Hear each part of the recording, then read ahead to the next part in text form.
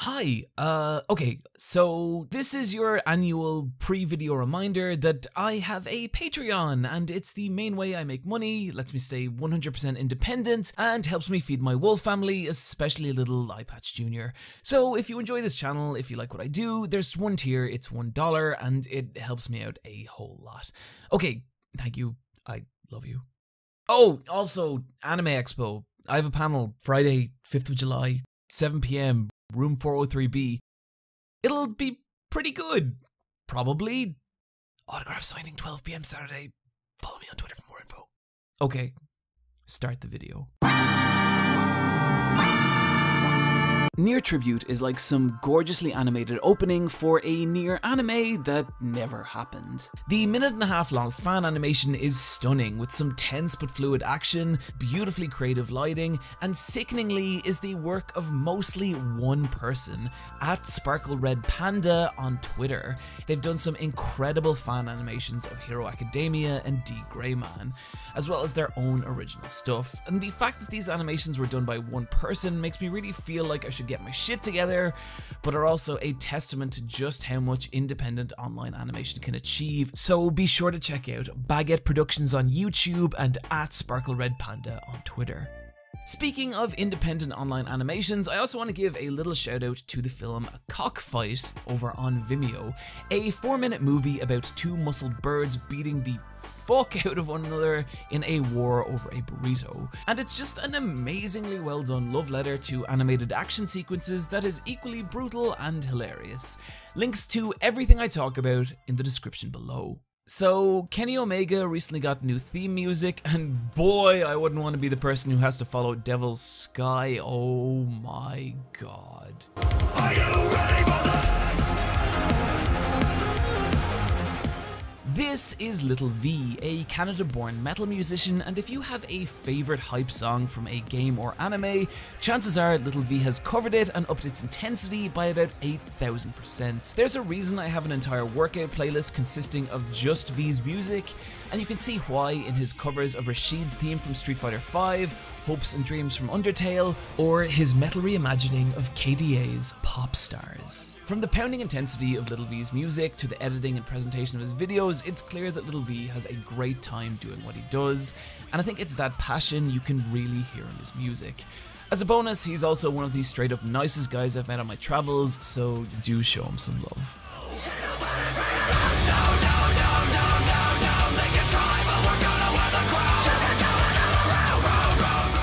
YouTube channel 4096 is one of the most oddly beautiful things I think I've encountered on the internet.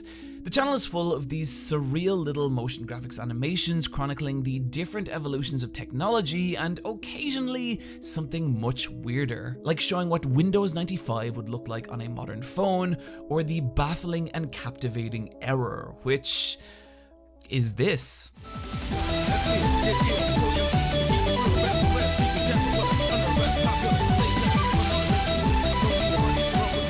There's this really fun eccentricity to 4096, my favourite example of this being blank VHS covers were kind of beautiful, which takes the covers of old blank VHS tapes and animates them to serene music, making for this weird kind of nostalgic euphoria, especially if you're old enough to have ever held one of these things. It's such a weird concept, but it's also the kind of video that I really love to see on YouTube. Someone who has become very good at something and using it to express something they really care about. Occasionally, I just need to stare into the gaping black void of reality that is the internet, and the channel Atrocity Guide has become one of my favourite ways of doing this. Atrocity Guide is a channel filled with videos chronicling the bizarre and the dark of the internet.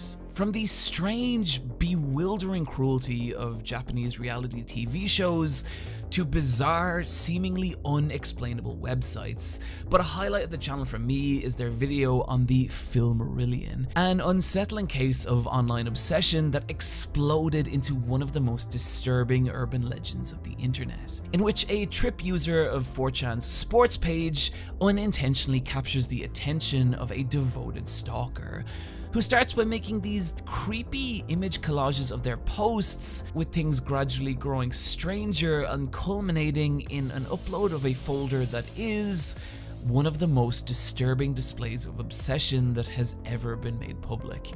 And like all Atrocity Guide's videos, it's thoroughly researched, well edited, and delivered with a narration style that's both relaxing and creepy. Atrocity Guide is also relatively new to YouTube, meaning that they don't quite have the audience yet I think they deserve, so please do check Atrocity Guide out. She's into superstition. I don't tend to talk about new seasons of ongoing shows much in these videos, but the second season of Mob Psycho 100 has left me with little choice. This season of Mob Psycho was like a dream. It was like everything you want from a second season, building beautifully on the groundwork of the first season, retaining and arguably surpassing that gorgeous animation style, and even giving some of my favorite bit players of the series their moments to shine. But what really got me about this season was the story of Mob and Reagan and how naturally the two characters progressed and the knock-on effect it had on their relationship. Mob's been steadily growing in confidence in season 1, and so now in season 2 doesn't really need to rely on Reagan like he once did, causing a rift to form between the two, which lets us see Mob in a more heroic light, but also lets us peer through Reagan's facade of bravado, and shows us that all this time he's needed Mob as much as Mob has needed him.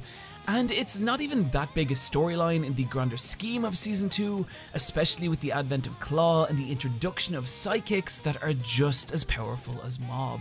But the simple earnestness with how Mob and Reagan's story unfolds made it the highlight of the season for me, and shows just how far one has come as a writer. No longer the goofy webcomic author who couldn't draw, he has evolved into one of the most compelling storytellers of the entire industry. Demon Slayer Kimetsu no Yaiba is the tale of an anime boy who tries hard, meaning yes, this is a traditional ass shonen and it's all the better for it. Our main character, Tanjiro, returns home to find his family slaughtered by demons, save for his little sister Nezuko, who herself is now becoming a demon, setting in motion Tanjiro's journey to return his little sister's humanity. It's pretty easy to look at the training montages and battles of Kimetsu no Yaiba and see it as just another shonen, but to do so is to overlook just how well it executes on everything it does.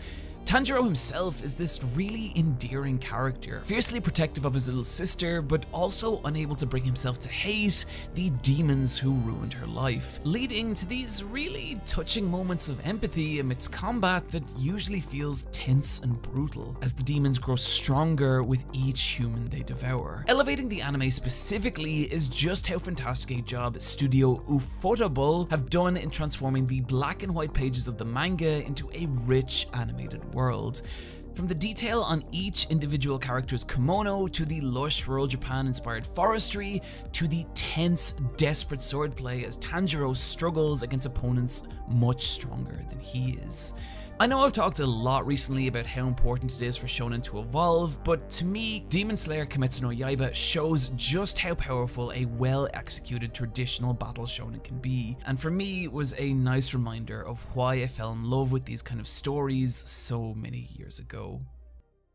Burning Effect is a Korean manhwa from Taehyun Park, and the hardest sell I can give it is it's like if Studio Trigger made a comic. Burning Effect is full of the kinds of showdowns that make shows like Kill la Kill such a blast, but the cool thing is it communicates that same intensity through the medium of a webtoon, i.e. by scrolling down through the story as opposed to reading it page to page, meaning that the rules of composition and flow are totally different, letting artists do things you can't really do in any other medium. Like in this section where a character gets blown back by a big attack, the scene tilts on its side and we watch them tumble down through the pages as we scroll. And it's techniques like this that lead our eye and create a sense of flow that makes reading Burning Effect such a pleasure. It also helps that Burning Effect is gorgeous. The characters are rendered in these beautifully stylized expressive designs, and the panels punctuated with these really stylish blasts of solid colour, all illustrated with a heat and intensity of a top-class battle manga. The story, the world, and the characters are all fun in their own right, but really you come to Burning Effect for its aesthetic sense of action, and also serves as a great entry point if you're just new to Korean manhwa. And look, I know this is a manhwa and so it shouldn't be in the manga section, but I didn't have anywhere else in the video to put it, and I'm sorry, okay? Rilakkuma is one of the cutest, most visually endearing shows I've seen in a very long time. There's something so comforting and cozy about how Studio Dwarf had put together this little stop-motion world. And what's cool is the actual story itself carries a little more weight than you might expect from how it looks, not really being a kids show, but instead focusing on the questions you start to ask yourself as you progress through adult life, like dealing with getting older, losing sense of who you are and what you want, and feeling like you're being left behind by everyone around you. But despite how heavy the topics it gets can be, Rilakkuma always feels just fun and enjoyable, which is helped in no small part by just how endearing its cast of weird sentient animals are. Meaning that if you're a fan of stop-motion animation or just well-made art, Rilakkuma is a beautiful, relaxing show that the whole family can enjoy. Wait a minute. Go back there a sec. Did Rilakkuma just take off his skin? Why is there a zip on his back? What's inside? Oh god, what are you, Rilakkuma? What is happening in this show? Black cats and voodoo dolls. Devil May Cry 5 feels like a fanfiction I would have wrote when I was a teenager, and I think that's rad. From its dynamically directed cutscenes to the way the music layers with your momentum in combat to the slow motion moments that trigger at the final hit of each fight, this is a game designed to keep you as exhilarated as possible. And it does so with some of the most meticulously crafted combat of maybe any character action game ever. I'm sorry, Bayonetta, I still love you. To the point that even months after beating the main story, I still find myself crawling on hands and knees up through the game's bloody palace. With the variety of enemy types and sheer volume of options at your disposal, meaning you have to constantly change up your playstyle to deal with the incoming threat. It also doesn't hurt that this is a beautiful game full of beautiful people, with the character models carrying a nearly uncanny level of quality and expressiveness that really brings their personality to the forefront. And it was these characters that meant, despite how good Devil May Cry 5's combat is, I was constantly looking forward to the cutscene intermissions, which are dumb but so much fun. I love new character Nico, I love the rapping bird, I love that V has to read poetry as part of his gameplay mechanic in a character action game. And overall, DMC5 is just an incredibly polished title and a worthy send-up to everything that's made this series great. Totally Accurate Battle Simulator is by far the silliest game I've played this year, but also one of the most enjoyable.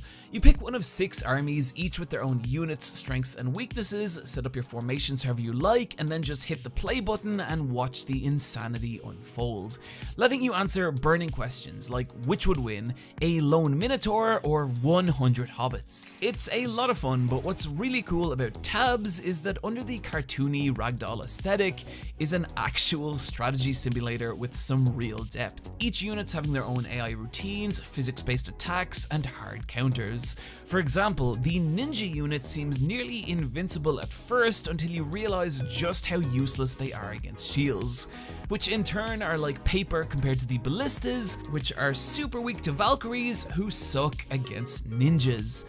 Meaning it's possible to lose entire evenings just setting up 2 sides, watching a winner emerge from the chaos, and then setting up a counter strategy, then a counter to that counter, then a counter to that counter to that counter. Totally Accurate Battle Simulator is currently in early access, and while I don't usually talk about games that are unfinished, I've lost enough evenings to this one to know that it's worth the price of admission as is. Available now on PC, Mac, and Xbox. Make you take your clothes off and go dancing in the rain. I like wrestling, which at this point will be a surprise to no one. But even if I didn't, I'd still be recommending Viceland's Darkside of the Ring, a 6-episode documentary series chronicling the bleakest and most shocking stories in wrestling's history. From the conspiracy-laden events surrounding the infamous Montreal Screwjob to the shadowy past of the fabulous Moolah.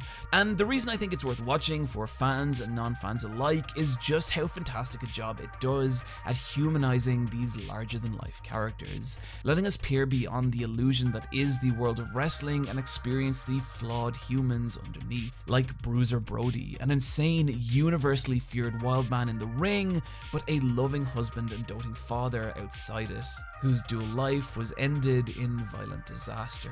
An emotional high point of Darkside of the Ring comes in episode 4, The Last of the Von Erichs, which is the devastating real-life account of how the insatiable wrestling industry of the 80s devoured a family of 6 brothers, leaving only one left alive in what is just a really sad story of a group of young men being corrupted by a world they were not ready for.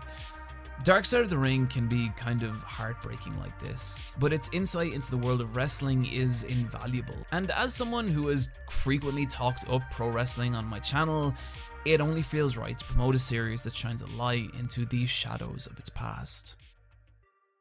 The highest praise I could give us is what I said when I came out of the cinema.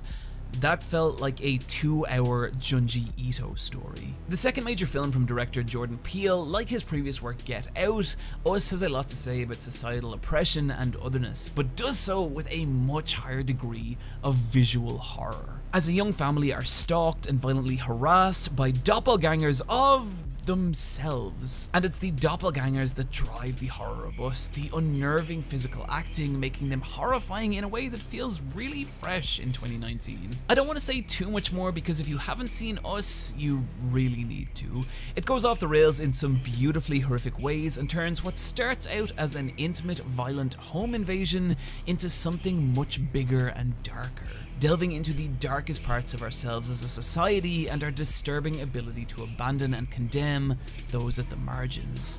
Us is a film about us. What if I told you that there was a wrestler right now whose gimmick was "Don't hug me, I'm scared"? Well, there is, and it's Bray Wyatt. Wyatt's old gimmick was a creepy Bayou cult leader, and while it never got the push it needed to achieve greatness, Wyatt's natural charisma and talent for character work was obvious. But it eventually fizzled out, and Wyatt disappointingly vanished from television, only for him to have recently returned as the host of the Firefly Funhouse, as the unhinged Wyatt interacts with a collection of disturbing puppets. It sounds ridiculous, and it should be if not for how goddamn fantastic Wyatt is in these sections, as he embodies the deranged children's television host struggling to keep his darker instincts in check, snapping between forced disingenuous warmth and eerie psychotic blankness, and occasionally something much darker. I'm gonna leave some of my favorite episodes below, and even if you are completely repelled by the concept of pro wrestling, you should really check them out because A, there's no actual wrestling here, and B, Wyatt's performance is captivating and eerie and feels so special, especially in the sterile landscape that is modern WWE programming. In fact, I'd go so far to say that it's the most interesting thing happening in wrestling right now, or at least I would if not for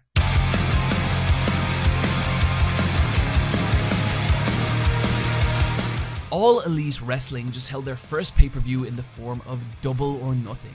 And from the pure insanity of the Young Bucks versus Pentagon Jr. and Phoenix, to the Joshi Pro exhibit, which, my god, Aja Kong suplexes are pure murder. This was, top to bottom, a fantastic showcase of the new wrestling promotion, which is exciting because AEW represents the first legitimate threat to WWE's stranglehold on the industry in well over a decade. And to see why, look no further than my current favorite match of the year, the American Nightmare Cody Rhodes taking on his older brother Dustin Rhodes, who some of you may remember as WWE's Goldust. Dustin Rhodes has long been an underrated icon of wrestling, an incredibly talented wrestler, often overshadowed by the characters he's played, which is why it brought tears to my eyes watching the now 50-year-old Rhodes have the best match of his entire career. From the crowd chanting the two brothers' deceased father's name at the beginning of the match, to the bloody, emotionally charged war that followed, to the touching post-battle reconciliation between the two, this was long-term wrestling storytelling at its absolute best. The journey of a man who has for decades been caught between himself and the fictional personas he embodies, facing his brother one final time at the end of his career. It was brutal to the point of gratuity, filled with a level of violence I don't think even the wrestlers themselves anticipated, but it's also the kind of match that makes me point at my television and scream, this is why I love wrestling. AEW's next major show is going to be Fight for the Fallen, a portion of the proceeds of which are going to be going to the victims of gun violence.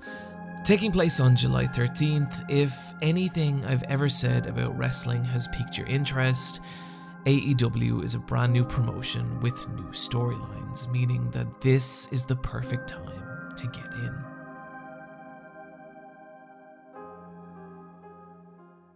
And now, a message from our sponsors. Me. Hey, it's been a long week.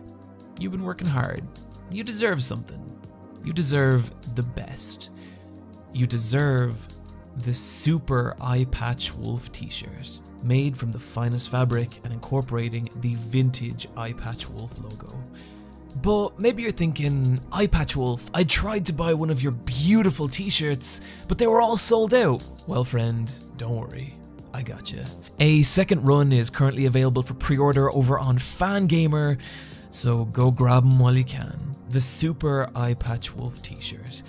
Now you too can have all the style and confidence of a grown man who talks about anime on the internet.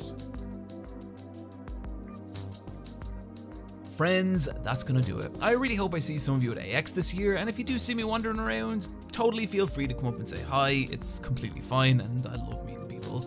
But hey, if you're not going, then I just really hope you enjoyed this video. Also, I just want to give a little shout out to Poolboy and thank him for letting me use his music in the intermissions. This guy is so talented, so do check out his SoundCloud. As ever, I want to give a massive shout out to my patrons this video who, again, make all this possible. And in particular, this video I'd like to thank Axel Berger Gustafsson, Tuka, Pokemon Tomo 9/Ruminations, Metal Crab, Hoodoo Geeter, Becky Dorr, and Neon Love. As always, find me on the Let's Fight a Boss video game podcast or on Twitter @EyepatchWolf. Friends, take care of yourselves, and I'll see you next time.